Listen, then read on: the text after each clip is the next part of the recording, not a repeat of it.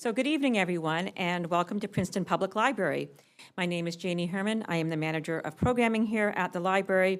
It's my great pleasure to welcome everyone to our community room this evening for an event with John Seabrook, the author of The Spinach King. Few housekeeping notes. This room is equipped with a hearing loop that pairs with T-coil technology. If you require hearing assistance, we have headphones available for you to use, or you can just turn on your own devices. We kindly ask that you, speaking of devices, silence those electronic devices during the talk and hold your questions, as we will do Q&A at the end. I also want to extend thanks to Labyrinth Books, who is here with us as both our community partner and our bookseller. A book signing will take place immediately following the program. So now, without further ado, it is my great pleasure to welcome to the library staff writer for The New Yorker for more than 3 decades, to discuss, John Seabrook, to discuss The Spinach King, the rise and fall of an American dynasty.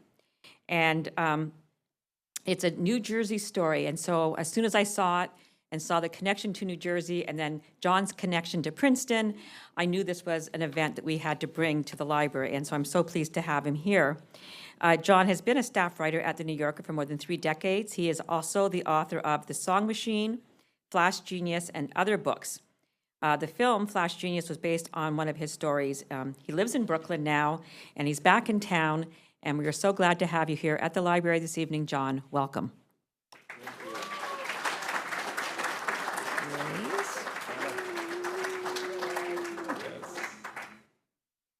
Okay. Thank you, thank you. Thank you to the library. Thank you to all for coming. You're interested in my book, The Spinach King. The great challenge in writing this book was, unlike my other books, was that a narrative already existed of Seabrook Farms and of my grandfather, and it was a heroic narrative of a humanitarian capitalist that was so important to. Maybe raise the podium a bit more. Should we go up a little further? Yeah. That was so important to some of his workers that there was a museum created down in South Jersey, and it exists to this day. So I knew that if I was going to write my narrative, it was going to severely undermine that alternative narrative that had already existed. So I'm going to talk about that. I'm going to talk about how that narrative got built in the first place, and then how I came to learn facts that undermined it, and then what I did with it. So, and one of the great things about this project was there are many great photographs that exist of Seabrook Farms over the decades that were taken by staff photographers that the farm hired, and also by the government, because during the Great Depression and then during the Second World War, the government hired some of the top photojournalists in the country to go around photographing conditions on farms and what people were living in during the Great Depression, and those photographers took many great images at Seabrook Farms, which some of them are in the book, and then there are many more that are on the website of the museum, which I'll explain later. So let's just first orient where we are here. Let me just get the mouse working. Many of you may know, but Seabrook, there's a Seabrook, New Jersey, and it's right there, and it's in this region of New Jersey, which is extremely fertile farmland. And when my great-grandfather, who was an immigrant, came to America as a child, he and his family found their way down here, and he was apprenticed at the age of 15, my great-grandfather, to a local market gardener. Now, the word market gardener, there were so many market gardeners in New Jersey in the late 19th century that's why the state was called the Garden State. It was because there was actually they were promoting, the state was promoting the market gardeners because both Philadelphia and New York were within a day's reach, and so fresh, and this was basically the southernmost, part of that region, so the crops would ripen there first, and so they had an advantage over other growers. And the other reason that this region was so fertile was because of a mineral that locals call marl. Maybe you know Marltown. Marlton is from that word marl, and marl was extremely nutritious substance that farm boys would dig out of pits and spread on the soil as kind of a natural fertilizer. And in fact, the very first dinosaur ever assembled in the U.S. in the Philadelphia Academy of Sciences was called the Hadrosaurus because it came from a marl pit in Haddonfield, New Jersey.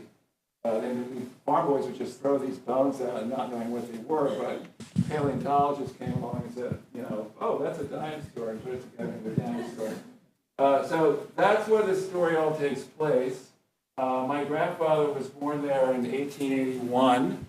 Oh yeah, I should have the microphone. I should probably just use this then. He was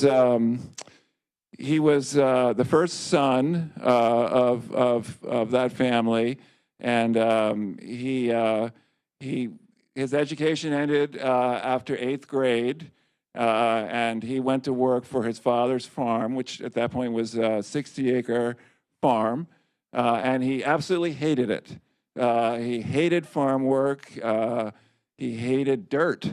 He didn't like to be dirty. And he resolved at an early age that he was going to leave the farm, and just like his hero, Henry Ford, who was born 20 years earlier, was going to go to the city and create a new industry. But by the time he got into his early 20s,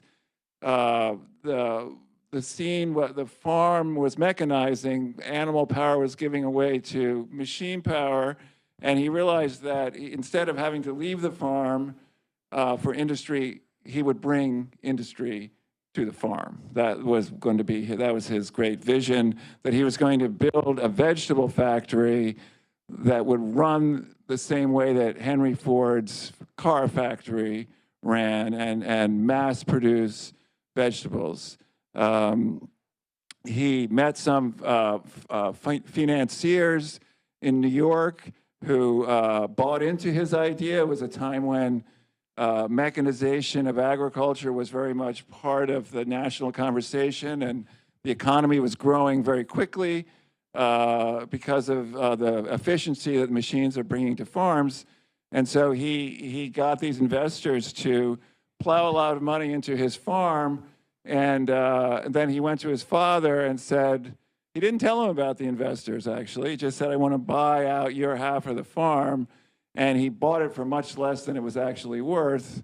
And then he kind of kicked his father off and never really did much for his father again. That comes back to haunt him later, though, and explains why he turned on his sons, at least partly explains. So now, this is now 1913. He's got a lot of money from Wall Street, and he builds this fantastic vegetable factory, a huge mechanized farming operation. The irrigation is a big part of that. He was one of the first to bring irrigation to the area, overhead irrigation,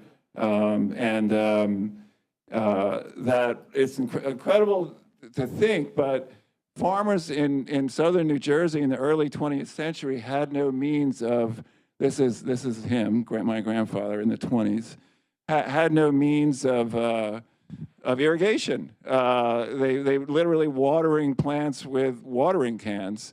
And the first form of irrigation was overhead pipes with holes in it, but you needed a pump to get the water up to the water tower. That was what, engines and motors brought to the farm. So irrigation, and then he also set up a a big processing plant and conveyor system, and used time management studies, and did create this very viable and successful business. And then the First World War started, and food prices went through the roof because European production was destroyed. And so now he's making money hand over fist, and he's putting it back into the company and getting bigger and bigger. He has 3 sons. This is a later picture, but you can see them as grown men. His oldest son was Belford on the left, and then the middle son is Courtney here on the right, and then my father, his youngest son, is Jack. And here they are having a business lunch in kind of, their sort of farm clothes. That was, as you'll see, or as you may know from reading my work, clothes became a very big part of how the Seabrooks kind of got ahead in life. They also had a sister, Thelma, who is kind of a tragic story I also write about in the book, who wanted to work in the company, but my grandfather believed that women should never work in business. And even though she would have probably been a great asset and maybe kept the men from tearing each other apart, she was not allowed to work in the company. So yeah, early mechanization. These are the first Ford tractors. They're called Fordsons.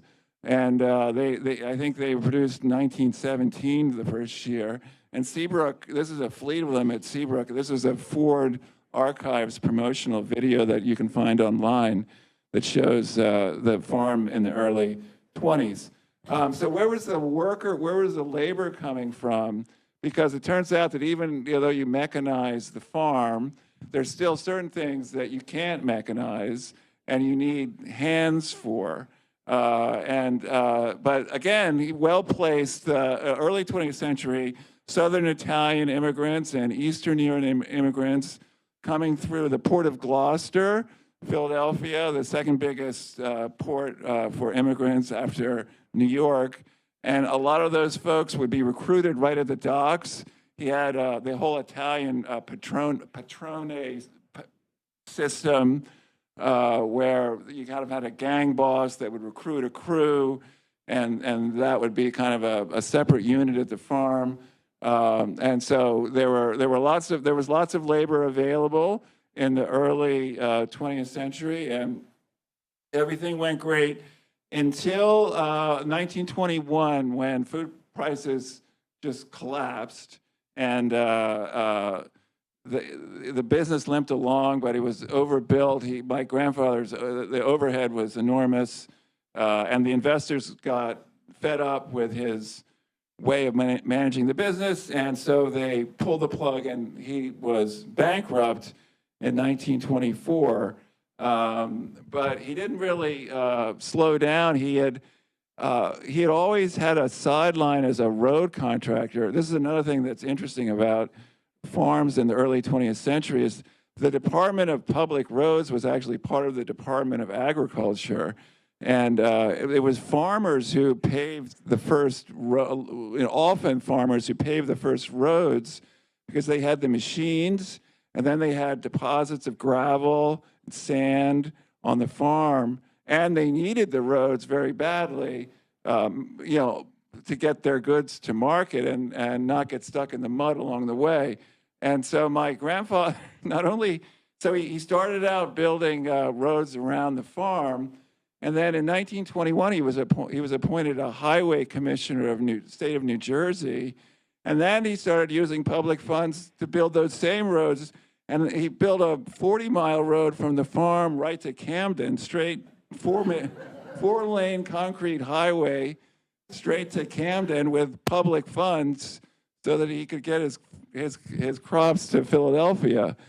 So he knew all about road building. And so when he got canned by his investors, he just kind of switched and became a road contractor for 5 years, and was so well known as a road contractor that Joseph Stalin brought him to the new Soviet Union as part of his 5-year plan to modernize Russia.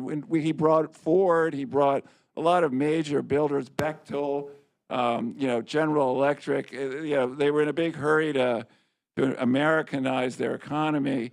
And he'd heard of this great road builder, C.F. Seabrook. So he brought C.F. Seabrook and his company over to Moscow, and they were given the contract to build thousands of miles of roads in Moscow, which he did. But it turned out that he didn't know how to build roads in that weather, I guess, because those roads fell apart within a year, and he was basically run out on a rail. He barely got out with his life. And by the time he came back to New Jersey, the road contracting career was over. But he had a friend who helped him out. His friend was Clarence Birdseye, and Clarence Birdseye had some years earlier invented the quick freezing process, and he had done that. He had been fishing above the Arctic Circle, and he had observed how when fish were pulled from the water into the 40-degree below air, and they froze instantly, and then weeks or even months later would be warmed up and taste just as if they had been caught. He thought, if I could produce that process in the laboratory, it would be a revolution in food. And so he had perfected that process for fish and for poultry, but he hadn't figured out how to do vegetables, because it's a little different. It turned out you had to cook them a little bit first, blanch them to stop the cells from rupturing, and then you could freeze them. And my grandfather, so he knew my grandfather had this farm, and he asked him if he could figure out the vegetable part of it, and he did. And then Seabrook became the main supplier for Birdseye for frozen vegetables all through the 30s and then into the Second World War. And so that became their new business. And of course, frozen vegetables worked even better in my grandfather's kind of industrial vision of the farm than fresh or canned vegetables, because they were basically, you could preserve them forever, and you could keep them in a big warehouse, and spoilage was sort of taken out of the issue. So in the 1930s, he needed a whole new labor force, because the Italian immigrants had sort of dried up. So he turned to black workers who were migrating out of the Jim Crow South in the 1930s, and they became the major Seabrook workforce, and they lived in pretty rough conditions, and my grandfather didn't really treat them fairly. In the slack season, he would always let the black workers go first, even if they had seniority over the white workers, and then he would rehire them when the busy season came. And so eventually the workers got fed up with that, and they decided to unionize. And here's a picture of an early union meeting at the Elks Hall in Bridgeton. And they formed a union, and they called a strike during the beet picking season, which was an important crop for the farm. And my grandfather responded by hiring armed vigilantes. Here is seen with shotguns protecting scabs as they pick, I think those are beets or maybe potatoes. And eventually it led to violence, and there was an epic 11-day long confrontation that was front page headlines, many of the newspapers, and ended up with the black workers all getting fired, and then sort of being written out of that alternative narrative of Seabrook Farms. And in their place, during the Second World War, there were two main worker groups who came to Seabrook Farms. There were about 2,000 Japanese Americans came from internment camps where they had been placed by the U.S. government at the start of the war with the hysteria that followed Pearl Harbor. They were released to come and live and work and then live with their families at Seabrook Farms. And then after the war, 900 Estonians were my grandfather sponsored them from displaced person camps in Europe to come and work at Seabrook Farms. And not only were they his workers, but it's also important to note that he built all the housing and owned it. So Seabrook was a workers' village, and all of the housing was built by him. He also built a school for the workers' children, and there was a police force, and there was an infirmary, and there was recreation. And as the farm got bigger and bigger, it really became kind of a world unto itself until at its height, there was 25,000 acres that Seabrook owned, another 25,000 acres that they contracted. And so you could walk for 8 miles in one direction and never leave the land that Seabrook controlled. So it really was this kind of world unto itself. And it was a very multicultural world, an unusually multicultural world, particularly for that part of New Jersey. But it was also very strictly ordered by my grandfather, who had very strict views on race and gender and religion, and ordered the world of his accordingly. So Second World War, everything, food prices again go up, the business, everything it makes, it sells to the U.S. quartermaster for 3 years. And these huge dehydrators were brought to the farm. So frozen food didn't work that well on the battlefield, but dehydrated food worked great. And then the domestic consumers were encouraged to eat frozen food, saving the metal in cans for the war effort. So the Second World War was a great sort of way of introducing the concept of quick frozen foods to the public. And it wasn't an easy concept because, particularly with vegetables, most people associated frozen vegetables with spoiled vegetables, because if you pop your vegetables into a freezer, yeah, the cells are going to rupture and they're going to be tasteless. So I'm just going to open the water a little bit. Hold on a second, just to get the water. So yeah, frozen food had a big kind of promotional push during the Second World War. And after the war, the Seabrook family decided to start their own brand. So before they're packing for Birdseye, now they're going to go into competition with Birdseye. And so the Seabrook Farms brand, which is still around today, some of you may know it, was created. This was an early look. The handwritten signature style was my grandfather's signature. He got that from Ford because that's how the Ford logo, Ford signed his name. It had that kind of slightly scripty look.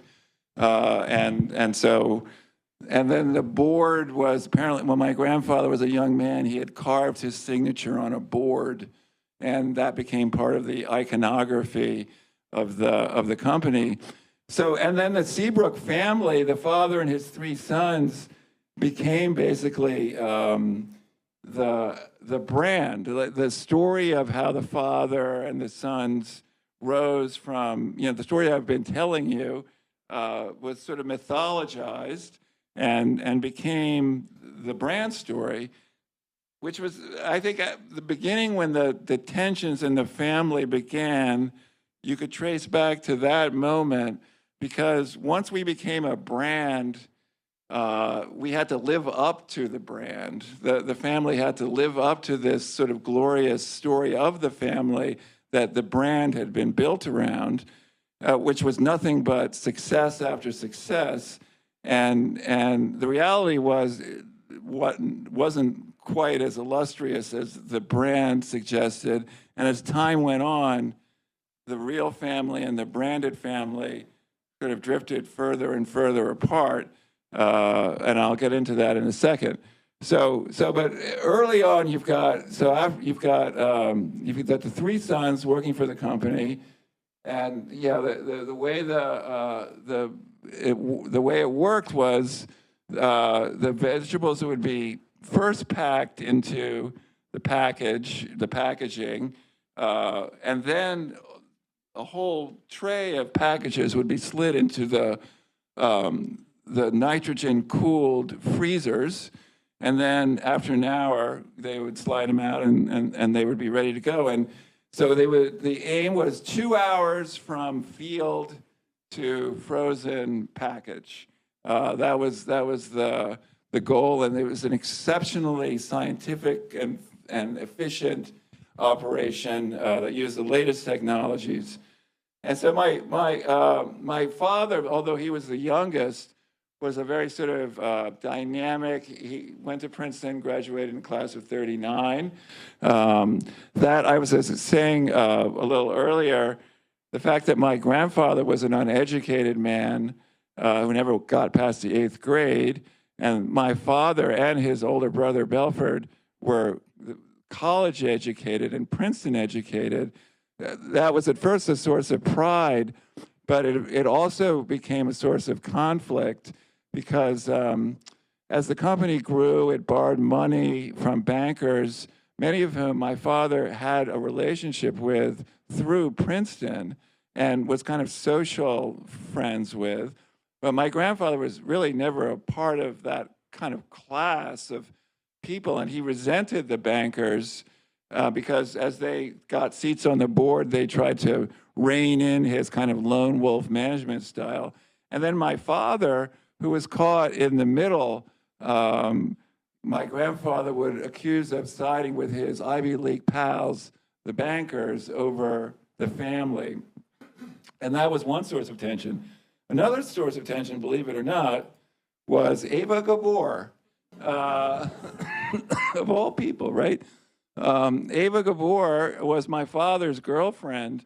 My father was married young, and then he got divorced. He had 2 daughters, my half-sisters. One is still living, who's in the book. And then he had kind of a swinging bachelor period for 10 years. And so Ava Gabor was a member of the Gabor family. There were 3 sisters. They were like the proto-Kardashians in some ways. Jaja, Ava, and the third, Magda, the oldest. Ava was the youngest. And anyway, she was, apparently my sister says she was very sweet. She would come down on weekends, and I'm sure you are all familiar with her greatest role, Green Acres, in which she played a sophisticated New Yorker who came to the farm, and basically she lived that life.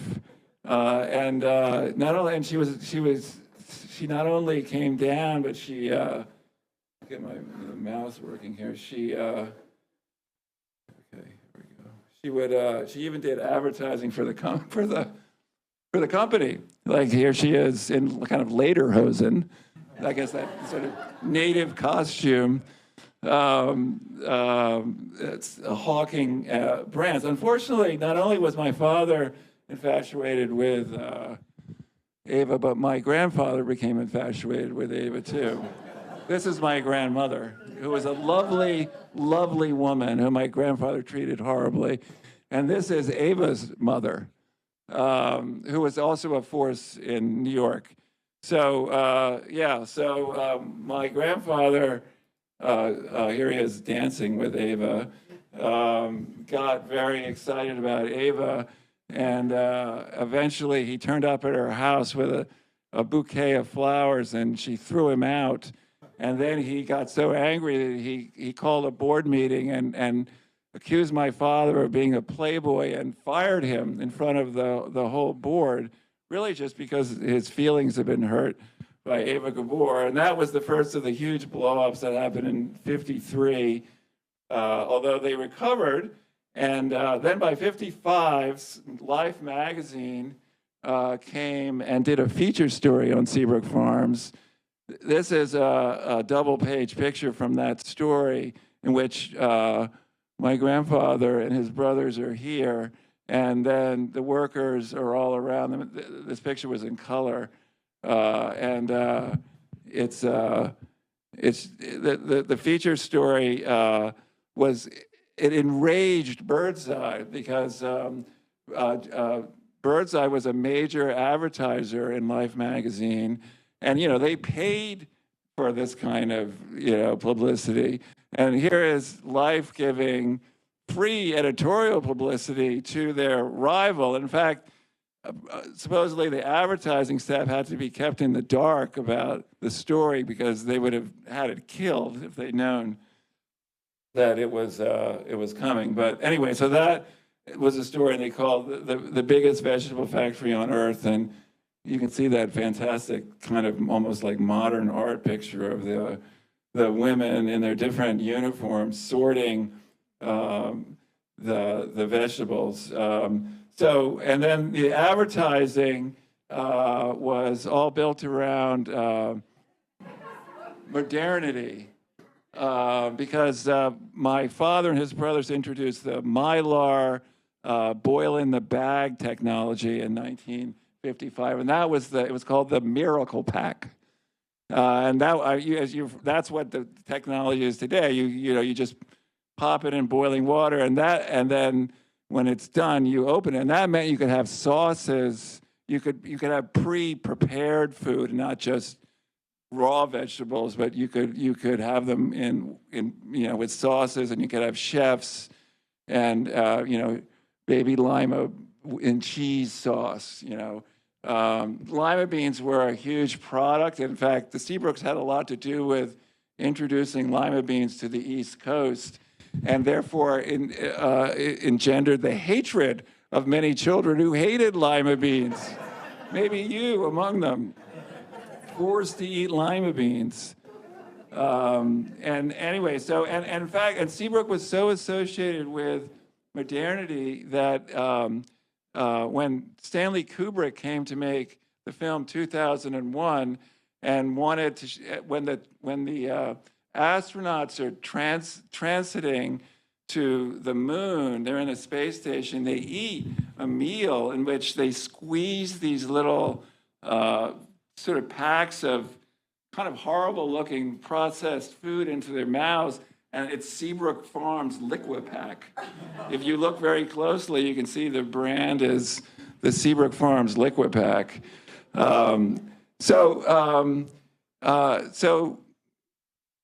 Meanwhile, my father is 1956 now, and my father is a friend of the Kelly family. The Seabrooks and the Kellys, the Grace Kelly family, that is, the Kellys knew each other. The Kellys and the Seabrooks knew each other because Jack Kelly, Grace Kelly's father, built the power. He was a builder of Philadelphia. Started out as a contractor and became, like my grandfather, kind of rose up from the trades to become an important sort of member of Philadelphia society. And then his children were sort of invited into the upper class in the way that my father had been. So here is my father sitting with Grace at an outdoor picnic in a very cold day. You can see how her hands are clutched together. In November of '54, in 1956, he was invited to her wedding. And the wedding party was invited to sail on the SS Constitution. They chartered a whole ocean liner to bring the Kelly family and their friends and the press from New York to Monte Carlo. Meanwhile, a woman he's never met and has no idea who she is, but happens to be, one day will be my mother. My mother was a journalist from Spearfish, South Dakota, who had come east during the war because men were away, and she'd given an opportunity that women before hadn't had to write. And she ended up with a job at United Press, And she broke the story of Grace Kelly's engagement in January. She had a column, and Grace Kelly favored her with the news. I think they were both Irish Catholic girls, and they had a rapport.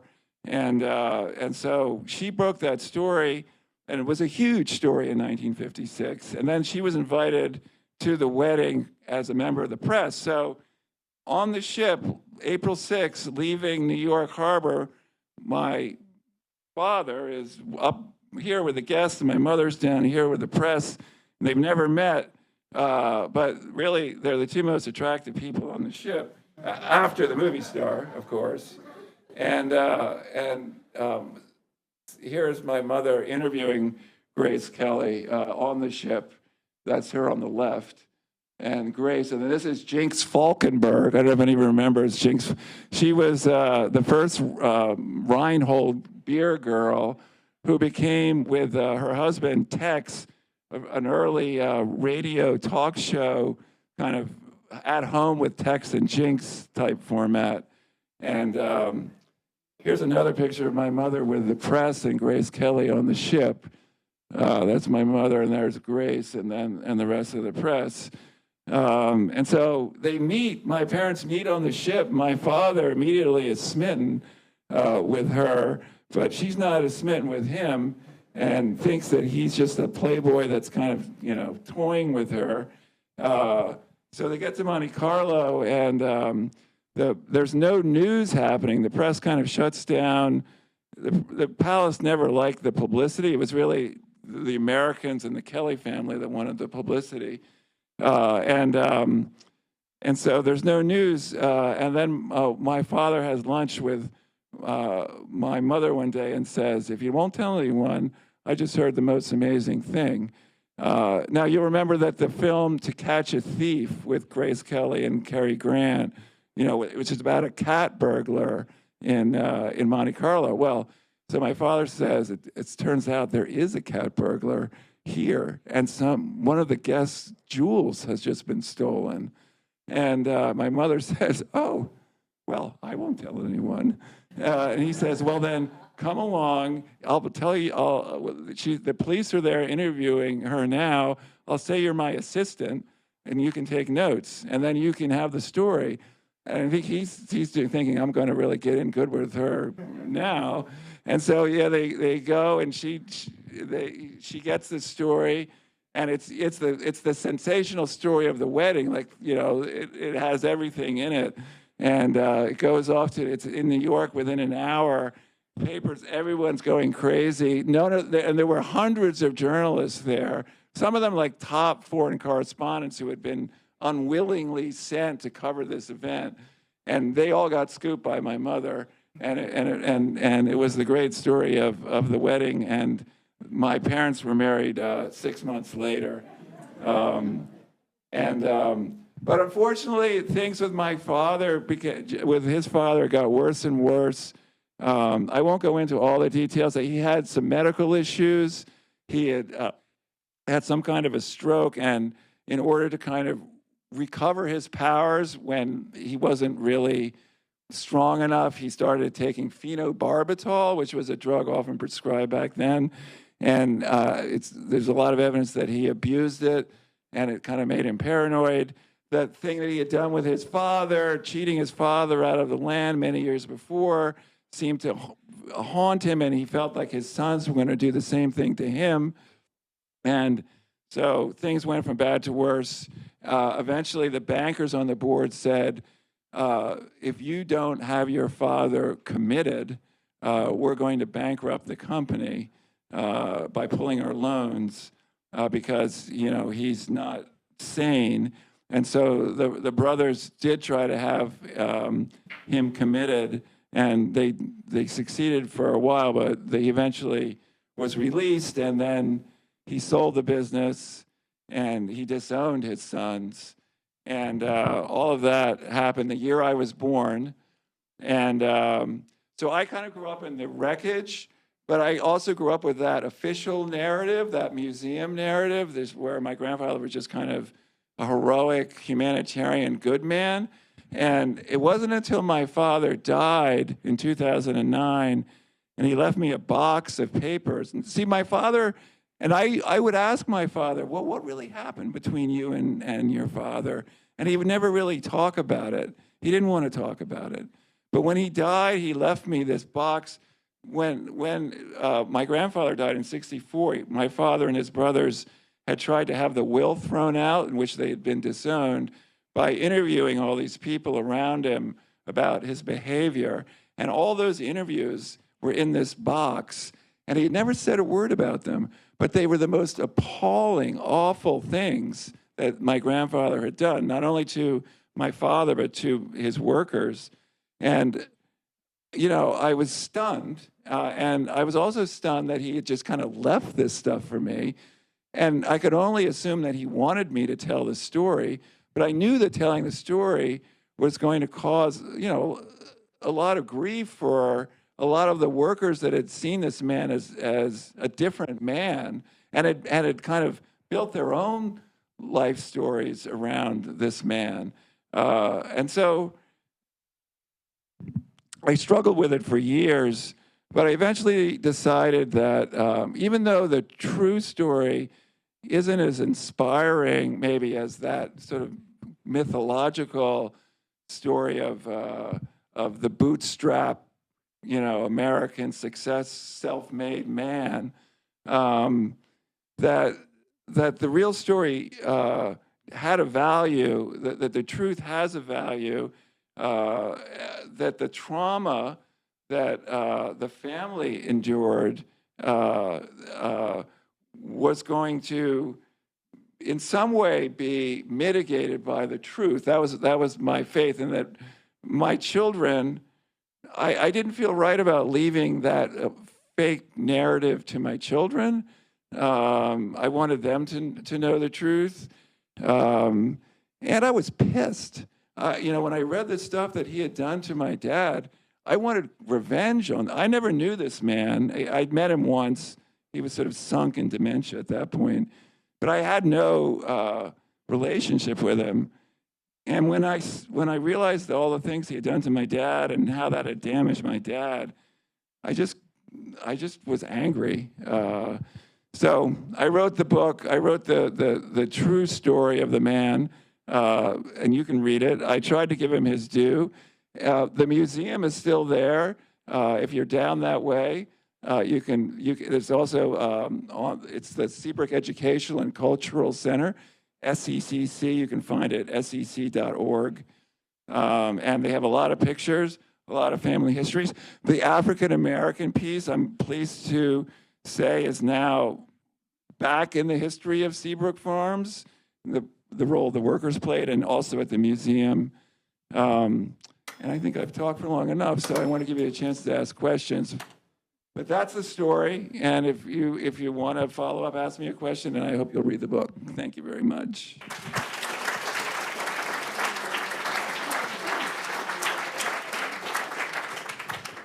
Okay, thank you so much, John. Such a fascinating story. I did see somebody refer to it as to that television show, Succession, but make it spinach. Yeah. Okay, so at this time, we're going to take questions from the audience. Oh, one right here in the front row, and then I'll come to the back. Thank you. My question is about how you feel after all this is done. Do you think there's some justice in all the things that have been accomplished, including your writing the story? You think it's a true story? I mean, I did kind of feel like I was bringing a certain kind of justice, not only to my father, but also to some of the worker groups that hadn't been included in the sort of the official story. But how do I feel? I mean, I don't feel completely great about having to say this stuff about my family. First of all, I think it is hard for when any single member of a family takes it upon themselves to tell that family's story. The other family members obviously don't love it, you know, and so I feel for them. I mean, I feel a debt a responsibility. I tried to honor the views that other people have of my grandfather, but also felt that I needed to tell my story. So there's a certain sense of relief, I guess, because I have been living with this story for my whole life, basically. It's in a way the reason I became a writer, because I was always asking questions, you know, and wanting to know more. What is your feeling toward your grandfather? What is my feeling to him? I don't have any love for him. I don't have any love for him. I feel like I admire him for what he accomplished, but the way he treated my father is beyond anything that, yeah, I can't forgive that. Thank you. Hi, hello. Yeah, where are you? Oh, there you Here. are, okay. Hi, my name's Erica. I'm first generation American. My parents and my grandparents worked at Seabrook Farms, Oh, wow, and I graduated from the Seabrook school system. cool. I have not finished your book yet. I'm reading it. It's captivating. Thank you so much.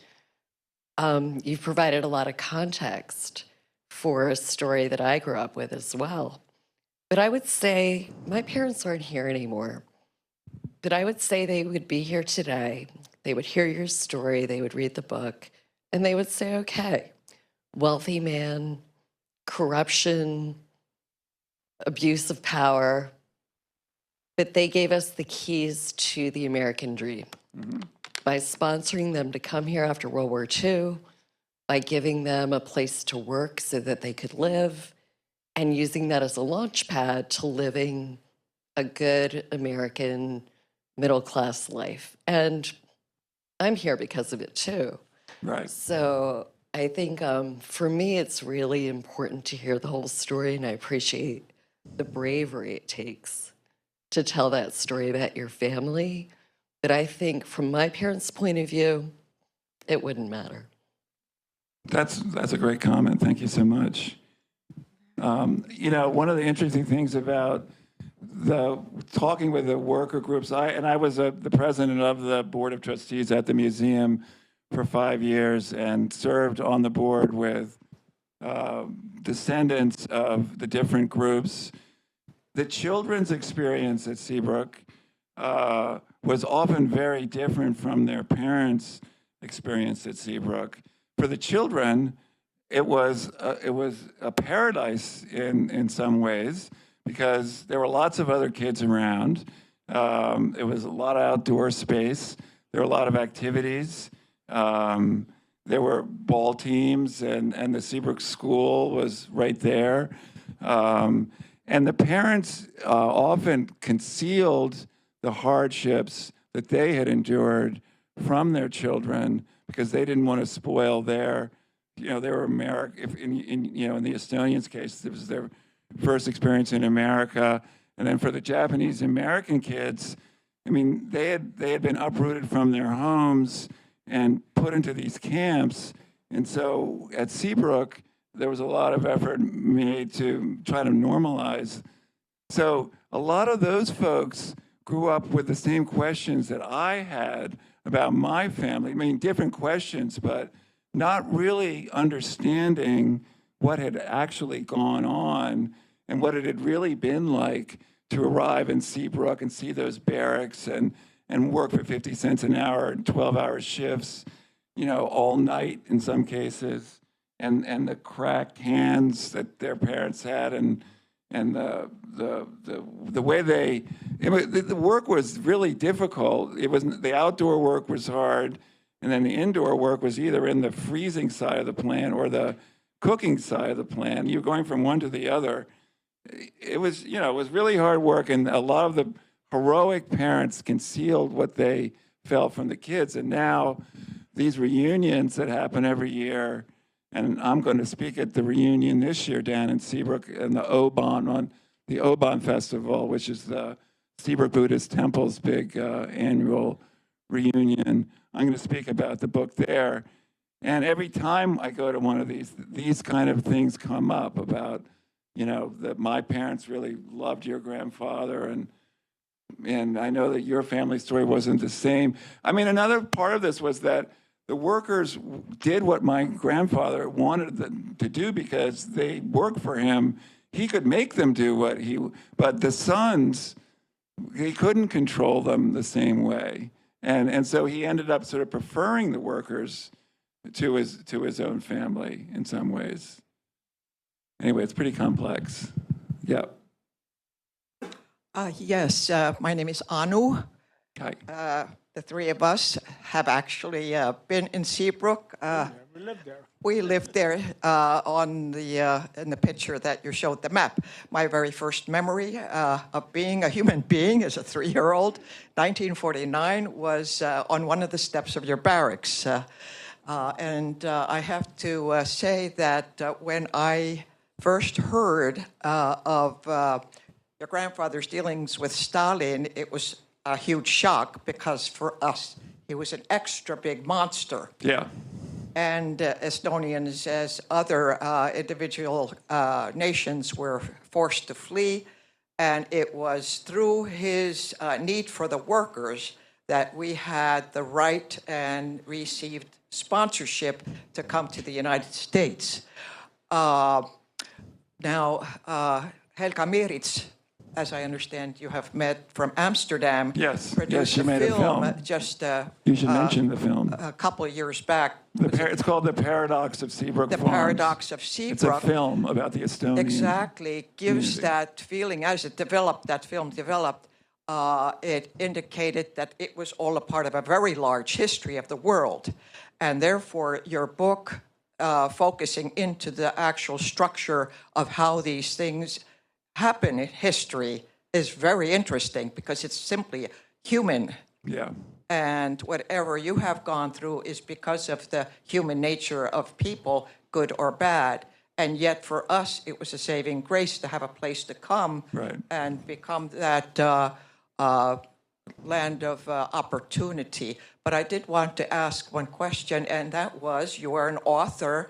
Why is it that you wrote this book at this time?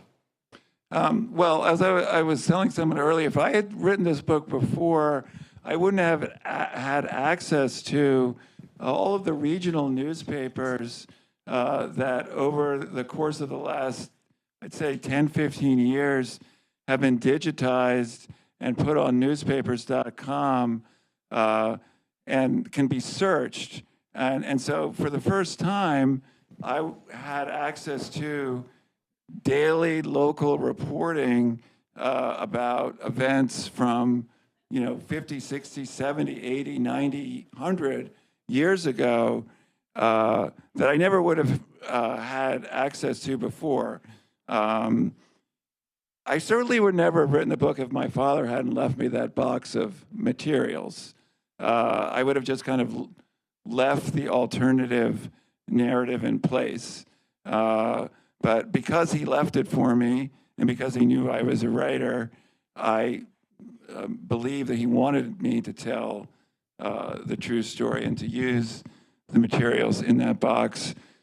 So certainly that was the tipping point or the trigger, and that was in 2009. But the next decade was basically spent realizing there was all this new research available that hadn't existed or at least had no access to before.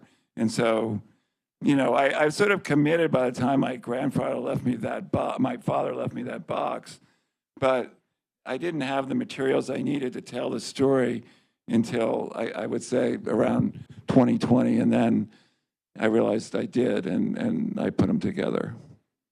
And it actually comes out, it was 100, there's a certain roundness to it because my great-grandfather started farming 150 years ago, 1875. So that felt like 2025, kind of round number to it. So I feel like as children and adults, we kind of shape narratives about our parents. We have these ideas of who they are. And I'm just wondering, as you wrote this book, how did your narrative of your own parents change, or did it change throughout this process? Great question. Yeah. Well, in that box that my dad left me, I don't know if every family has a box like that, but In that box were letters that my mother wrote when before she met my father, because she was a journalist and because her mother lived in St. Louis and her sister lived in New Orleans, she would use carbon paper, and she would send a copy to her mother, another copy to her sister, and then she would keep the originals. And she had kept them, and I had never seen them. She never really liked me writing about the family, so she kind of protected her stuff. But my father put those letters in the box too.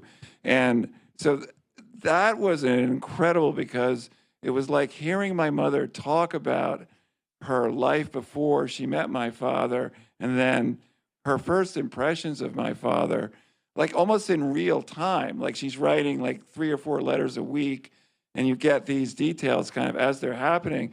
And that really opened up a whole new, I realized how my mother was such an outsider to his world. I mean, by the time I came along, she sort of seemed like she was part of his world. But reading those letters and realizing that she was very sort of intimidated by his world, even though she had like met celebrities and journalists and interviewed Grace Kelly and stuff, that Philadelphia kind of society world, she was very intimidated by. And then I also realized it was really her that got my father to stand up to his father, that she came on the scene and realized the way he was being treated and said, "This is insane. You can't let your father treat you this way." And no one else had that voice, because everyone else was too far inside this whole thing to see it. And so she saw it for what it was. And I think she was the one that eventually, when the business was sold, the new owners wanted my father to come and work for them, and she was like, "No, we're going to make our own way." And we moved and moved to Salem and started a new life. And a lot of that was her, and her agency was there, and I didn't know that until I'd read those letters. So that really did change my perspective on their relationship in a good way. Wow. This has just been such a fascinating talk, and it is a really great book. So again, if you haven't read it, we have Labyrinth here selling the books, and John is going to stay and sign books if you brought a copy with you, or if you want to purchase a copy. So this is actually officially kind of our last author talk of this season. We'll start up again in September, with the exception of one event. We always do our summer reading soiree, which this year will be actually in 1 month from now on July 16th at Morven Museum, where we hold it every summer. And we're having Claire Massoud come to speak about A Strange Eventful History, which is a wonderfully historic set novel based on her true life. So the registration is open on our calendar for the summer reading soiree, which also involves sparkly drinks and some sorbet and so forth. So we hope to see you there for that. And John, thank you so much for coming out today and sharing your story with us. Thank you very much.